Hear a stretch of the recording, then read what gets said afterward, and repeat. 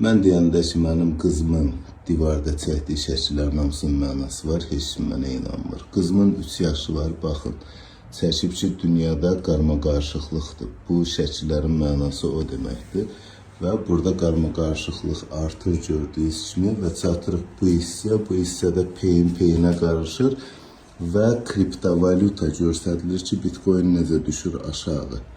Sonra burada davam edir qarma-qarışıqlıq. Burada qan şəkili görürsünüz. Yəqin ki, müharibə olubdur.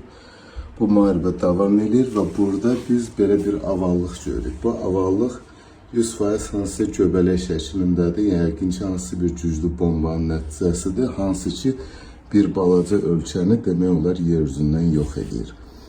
Sonra görürük ki, o yox olandan sonra burada nəyə görə Atapleniyanın üstündə çəkmişdi, mən onu araşdırdım və fikirləşdim ki, demək istəyirdi ki, bu qarma-qarışıqlıq yay aylarında davam eləyəcək, çünki Atapleniyanın üstü istidir və bu qarma-qarışıqlıq davam etdikdən sonra üzü qışa gördüyünüz kimi artıq sabitlik gedir və heç bir qarma-qarışıqlıq divarda yoxdur.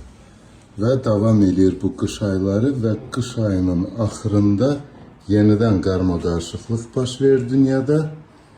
Yenə peyin-peyinə qarışır və qışın hardasa axırı burada qara nöqtədir ki, qara günlər başlayacaq. Hamıya təşəkkürlər.